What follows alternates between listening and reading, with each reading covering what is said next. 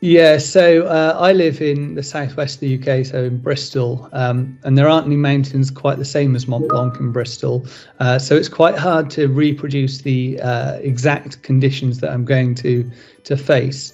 So I have been doing quite a bit of work in the gym, so cycling to the gym, and then doing quite a lot of work in core fitness, so to help with climbing and general fitness. A bit of work aerobically, so using stepping machine and some kind of aerobic type classes. So that's kind of general fitness type thing. And then I do quite a bit of walking. So been doing some walks in the Brecon Beacons, which are relatively close to Bristol, where I'll try and do 20 miles or so per day over a weekend, carrying a lot more weight than you would need to carry for that kind of walk in the UK, but to acclimatise myself for the load that I'll need to carry up Mont Blanc. I actually dragged my son on a walk from Bristol to Bath a weekend or two ago, which is 18 miles, which for a 12-year-old is pretty hard work. So it's not just me being dragged into the fitness training.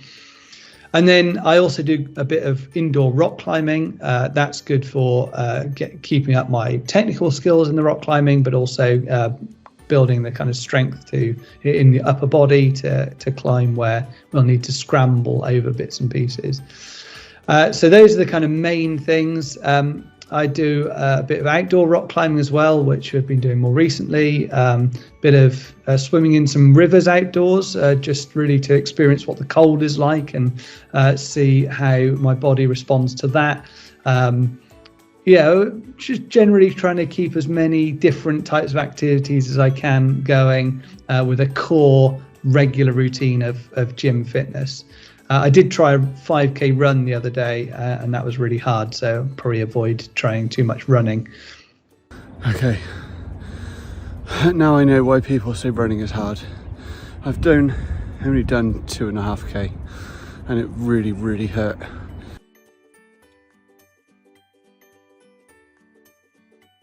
So that as all as part of the package that we've got from our guides is to do some training in France first. So head down on a road trip from the UK down to France, where we will then meet up with the guides. We'll do some peaks at around the kind of high 3,000 meters.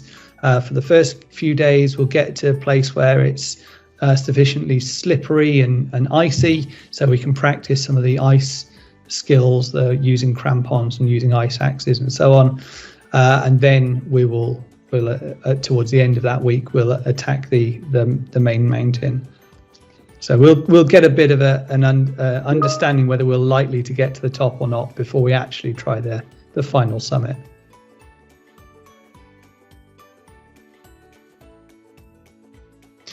Yeah, so I'm luckily going to be joined by two people, one from Amdaris, who's a partner of ours, and it's going to be really fantastic to spend some time in a kind of personal relationship with colleagues that we work with professionally. And Oleg is a pretty experienced mountaineer, so hopefully he'll help me carry some of my stuff if I get too tired. The other colleague is actually a personal friend of mine.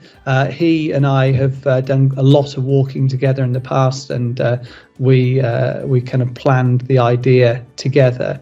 And so the three of us will be guided by two mountain guides going up. So there'll be a group of 5 of us in our trip up to the top.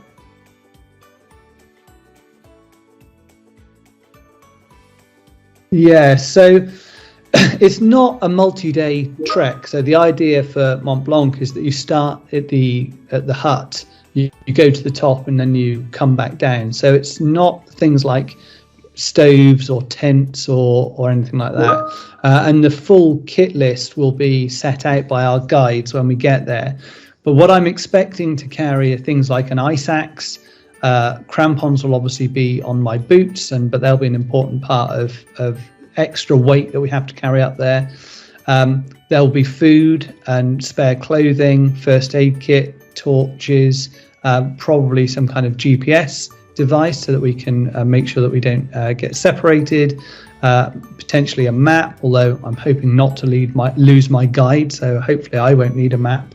But really kind of the food and the clothing are going to be the main things that are really going to keep us safe, so that we can start out not being too hot where it's warmer at lower levels and remain kind of safely warm enough when we get to the top.